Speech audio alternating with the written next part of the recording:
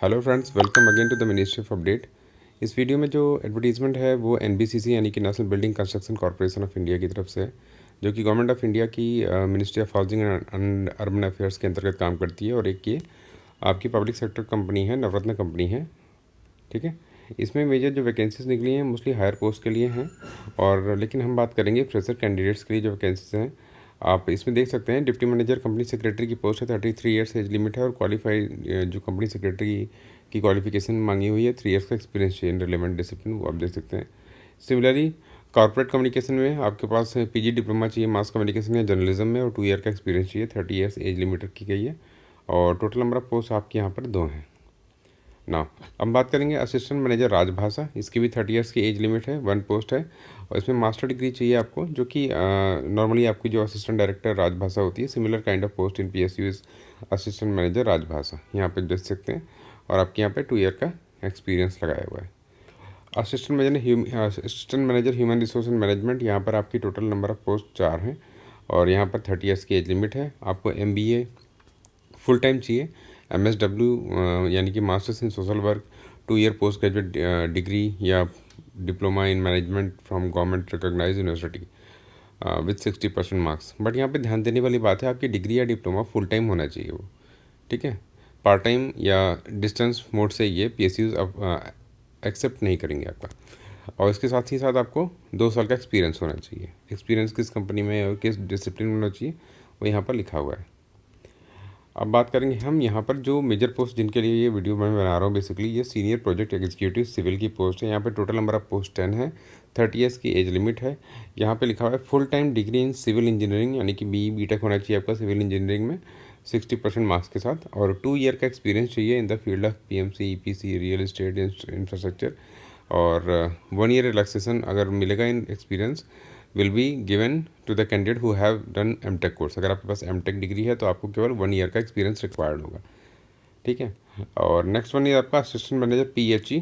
तो इसमें भी आपकी एक पोस्ट है, 30 ईयर्स की एज लिमिट है, और इसमें इन्होंने बोला हुआ है कि बेसिकली ये पब्लिक हेल्थ इंजीनियरिंग के बारे में है। PHE जो पोस्ट है ये, तो आपका यहाँ पर civil engineering with 60% aggregate marks and master degree चाहिए आपको पब्लिक हेल्थ इंजीनियरिंग में, environmental engineering from government recognised university. इसमें भी 2 ईयर का एक्सपीरियंस मांगा हुआ है इन द फील्ड या process of hydraulic design, planning, preparing specification and engineering drawing. अगला है आपका graduate assistant IT CS networking, basically CS वालों की पोस्ट है ये। टोटल नंबर ऑफ पोस्ट 2 हैं, 2 की दोनों ही आपके अनरिजर्व कैटेगरी की हैं, 28 साल की एज लिमिट रखी हुई है। इसमें फुल टाइम डिग्री चाहिए in any discipline along with the minimum 1 year certificate diploma course in hardware networking system administration software development programming. ठीक है, 5 ईयर का एक्सपीरियंस रेलेवेंट फील्ड में से रिक्वायर्ड है। बताइए, 28 ईयर्स की एज लिमिट है, जिसमें कि 5 ईयर्स फुल टाइम एक्सपीरियंस भी चाहिए इनको।